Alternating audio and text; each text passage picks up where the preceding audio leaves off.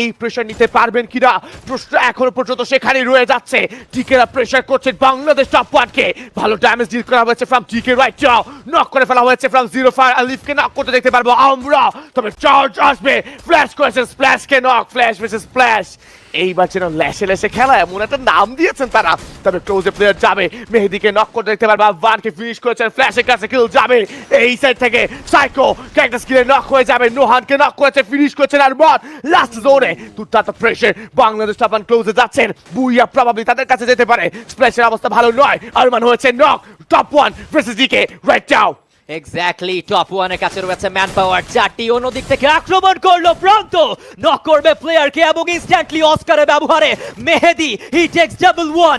12টি elimination point DK, now they are in danger. Booyah, booyah, booyah from the side of Bangladesh top one. Back to back booyah আজকে এই দল secure করে নিয়েছে। What a booyah!